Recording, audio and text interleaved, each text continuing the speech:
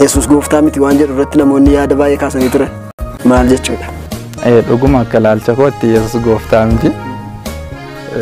Namoonni baay'een gaafanii walaloo Yesus gooftaa miti jedhee fuulbarruu Facebook irratti maxxanseen ture. Akkamitti Yesus gooftaa miti jedhanii gadi nagalagashanii faana maxxansaa turan. Yoo yaashamaa akkam jirtu kun YouTube channel Boonsaa Addisuu Guuteetti haarawwitootni subscribe gochuudhaan maatii keenyatti dabalamaa. Viidiyoon yerootti gadhiisnu dafanii akka isin ga'aniif mallattoo beelii banaa gochuu hin dagatina. Booda garuu erga walaloo sun deebisee maxxanseeti namoonni gadi nagalagalchan dhiifamadhanii ol galagalchanii dhuguma Yesus gooftaa miti. Mee eenyuma jennaa Yesus kun eenyu? Qixxee goototaa immoo qixxee mootii keenyu jettee nan gaafatiin of eegiyaa qaxalee Yesus gooftaa miti gooftaa jedhu malee. Eessaa barbaadamee kan dhibameef gidi gooftaa jedhu malee Yesus gooftaa miti. Eeyyee barbaadamee kan dhibameef gidi mootiis jedhu malee Yesus mootii miti. Kalee har'as baraan kan dhibameef gidi gootas jedhu malee Yesus goota miti. Barbaachisaa taanaan ammas ittan fufa eeyyee gooftaa miti maaltu gadi dhufa. Eeyyee gooftaa miti eeyyee goota miti eeyyee mootii miti hin qabu wal bira kan namni ofirratti moosifate fira gooftaan biiftuu gadi gooftaa baay'ee jira. Kanaaf gooftaa miti Yesus ilmi waaqaa inni qajeelotaaf du'ee daandii saaqaa bulchaa dacheef samii kan addunyaa maraa inni nuuf dhugaadha jireenyaati karaa biddeena jireenyaa gonfoo ulfinaati maqaasaa dhageenyaan diinniyyoo fi naati gooftonni lafarraa yoom qixxeessaa taati Yesus gooftaa miti gooftaa gooftotaati jedha. Paasterii dureessa ilaalcha dubartootaaf qabuun hedduu qeeqamu. Lakkoofsi amantootaa utuu soomaaf sagadaan gooftaa Yesus Kiristoosiin eeggatanii du'anii 400 ga'eeraa jedhame. Paasteriin Naayijeeriyaa hordoftoota miiliyoonaan lakkaa'aman qabaniif kan nama ganna 78 yoo ta'an yaadawwan isaanii dubartoota ilaalchisee kennaniin komatamu. Keeniyaatti lakkoofsi namoota utuu soomaaf sagadaan jiranii beelaan dhumanii 400 ol ta'uusaa dhumaatiin addunyaa geera jechuudhaan namoonni akkas ta'an kun jiraachuu poolisiin beeksise. Reeffi namoota beelaan mootummaa samii dhaalla jedhanii bosona shaakaolaa keessatti turan jedhamee boolla keessa qotamee argamuu isaatu dubbatame.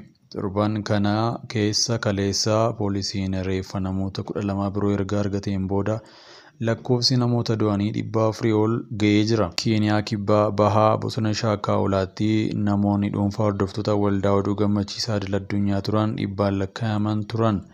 Isaan keessaa gariin guyyoota soomanii beelaanii kan du'an yoo ta'u kaan ammoo akka malee reebamanii ukkaanfamaniiru jedhama. Ganaan sochii kanaa Pool Maageenzi dhumni addunyaa akka dhiyaate lallabuudhaan duuka buutota isaa beela'uudhaan qofa Yesuusiin akka argatan amansiisee ture. Paul Mackenzie aga hammaatti himata sirnaan irratti hin banamne. Waggoota kurnan darbanitti lallabdoonni dinqisiisoo ta'an hedduun jiru. Paaster Mackenzie kan Keeniyaa garuu adda. Duuka buutonni isaa dafanii akka beela'anii fi Yesuusiin akka argatan amansiisa. Waan qaban gaaffii malee raawwatu. Yeroo sana hordoftoonni isaa hedduun baadiyyaa Keeniyaa irraa kan dhufan yoo ta'u achitti rakkoon isaan mudate. Waamicha isaanii lafa qonnaaf kolleejjii isaanii mana kiristaanaa isaatiif himanii addunyaa kana irraa nagaadhaan. Paasterichi barsiisa isaa keessatti gara laafina tokko illee hin beeku. Ijoolleen illee akka beela'anii du'an jajjabeessa. Haati ilmi ishee Yesuusiin akka argattu hawwii guddaa qabdu. Buddeena isaa isa jaallatama sanaa beela'ee ajjeesti. Sochii kanaan wal qabatee lammiilee Keeniyaa 65 beelarraa hafan of ajjeesuudhaan himataman. Hordoftoonni amantii kiristaanaa mootummaa samii dhaaluuf beela'an kun beela irraa lubbuun hafee wiirtuu baraarsaa seenanis nyaata nyaachuu diduun isaanii dhaga'amee jira. Abbaan alangaa kun dhiyeenya kanaa gara mana murtii dhufuun namoonni dhuunfaa beela kanarraa hafan kun hanga madaalliin sammuu fi yaalaa eeggatutti mana hidhaa keessatti akka turfaman gaafatee jira.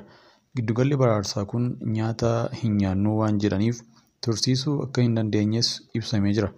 Manni murtii gaaffii abbaa alangaa yeroo dhiyootti deebii ni kenna jedhamee eegama.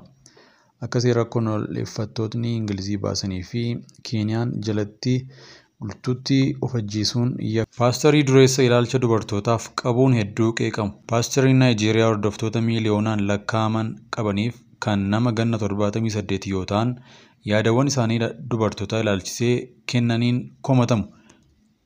Waldaa Kiristaanaa Redeemed jedhamu waggoota 40 hooggananii jiru. Manni amantichaas bulchiinsa isaaniin akka guddate ni himama. Kibba Naajeeriyaa naannoo kiristaanotni baay'een jiranitti lafa waldaan Redeemed hin jirre argachuun nama rakkisa. Gabaasaan BBC'n damee Naajeeriyaa tokko akka himitti waldaa mallattoo gugeetiin of beeksisu kanaa daandii tokko irraa waldaalee 2 arguun waan baramedha. Haa ta'u malee paastoriin kun ilaalchi isaan dhimma koorniyaaf gaa'elaa irratti qaban namoota baay'ee dheekkamsiisee jira.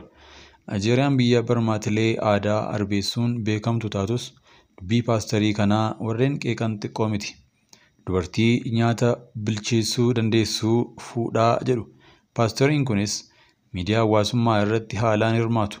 Ji'a adoolessaa darbe kanatti guyyaa dhaloota haadha warraa isaanii qabata gochuun dubartootaaf barnoota jechuun Tiwiitara irratti barreessanii turan falmii olaanaa kaasee ture.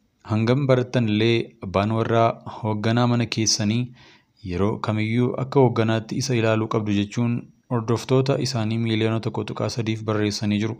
Fuula Instaagiraamii irratti immoo ati warraa koo karoora akkamiillee qabaattuu dhiisitii na waliin deemi yoon jedhee dhiistee na duukaa buuti jechuunis barreessanii jiru.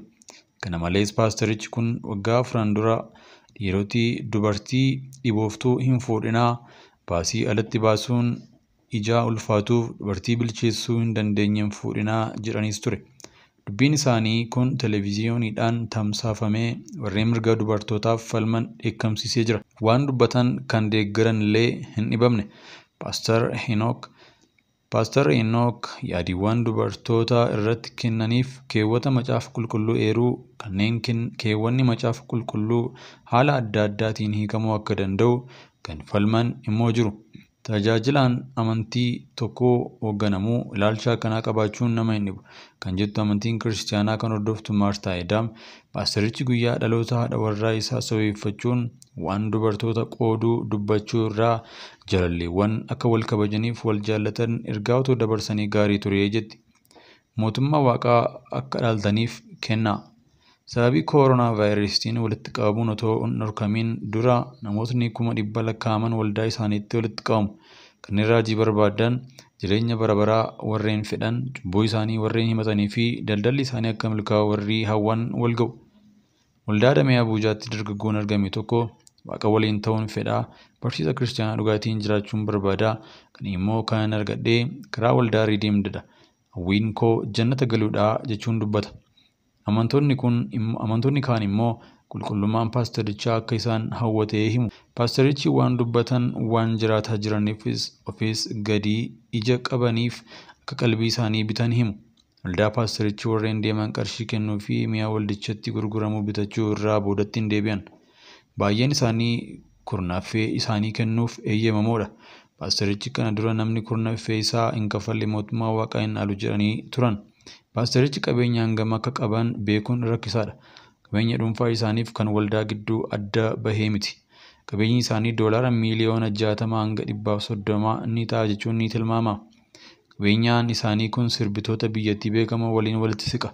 Taphattoota Naayijeeriyaa biyya garaagaraaf taphatan illee caaluu danda'a. Paastorichi Yuunivarsiitii Leegoositti barsiisaa herreegaa kan turan yoo ta'u, miidiyaatti dubbachuuf fedhii hin qaban. Kaaraavaatti boca billaachaa qabdu keewwattu qoomee sarara qabu uffatu. Akka paastoriiwwan Naayijeeriyaa biroo kophee balaqqisuu hin keewwatan. Rifeensa mataa isaanii dibataan hin ciibsani. Maatiin paastorii kanaa harka qalleeyyii turan. Isaan immoo nama of gadi qabudha ittiin jedhu warreen dhiyootti isaan beekan. Ta'u malee tajaajilaan kun yookiin waldaan isaanii yuunivarsiitii jettiif konkolaataawwan qananii qabu. Paastoriin kun siyaasa keessatti illee dhageettii qabu. Lammiilee Naayijeeriyaa galii giddu galeessaa qaban biratti illee kabaja guddaa qabu. Magaalaa Finfinneetti yaa'ii dhaabbilee amantaa. Yaa'iin dhaabbilee amantaa magaalaa Finfinnee bulchiinsa magaalaa Finfinnee waliin ta'uudhaan sagantaa biqiltuu dhaabuu giddugala Bootaanii Gulaliitti qopheesse. Kabajamoo obbo Dammaqee Mokonnin Taanaa Muummicha Ministeeraa Federaalaa fi kabajamoo adda Adaanech Abeebee kantiibaa magaalaa Finfinnee dabalatee abbootiin amantaa adda addaa 4,000 ol ta'an qaama sagantaa kanaa yoo ta'u kunis qaama mallattoo kaa'uu keessaa tokko ta'edha. Halkan tokkotti biqiltuu guyyaa tokkotti biqiltuu miiliyoona 500 dhaabuu ambaasaadarota bulchiinsa federaalaaf magaalaa Finfinnee irraa qondaaltonni mootummaa olaanoo bakka keessummoonni affeeraman itti hooggantoota yaa'ii fi ministeeronni dhaabbilee amantaa magaalaa xiqqaa irraa argamanii sagantaa miila tolchuu geggeeffamee jira. Dhaadannoo boor har'aa dhaabnu jedhuun geggeeffamee kan jiru sagantaa Arungaadee Asharaa jedhamu bara 2015 yaa'iin dhaabbilee amantaa Finfinnee bara kana biqiltuu 500 dhaabuuf karoorfate. Waltajjicha irratti haasaa baniisaa kan taasisan kabajamtuu addee Adaanech Abeebee akka jiranitti biqiltuun har'aa dhaabnu boor jireenyaaf wabii nyaataa keenya kan mirkaneessu yoo ta'u, Itoophiyaanonni tokkummaa isaanii erga ittiin agarsiisanii guyyaa guddaa ta'uu ibsani. Abbootiin amantaa kadhannaadhaan erga dabarsuudhaan Phaaphaasiin mana lubummaa Finfinnee Kiristaanaa Ortodoksii Tawaahidoo Itoophiyaa fi dura taa'aan boordii waldaa Abuna Henook har'aa fi ani ati nyaataa fi uffata keenya lafarraa argannaa akkasumas ijoollee keenyaaf keessattuu akka namaatti har'aa ashaaraa keenya dhiisuu qabnaa jedhee jira.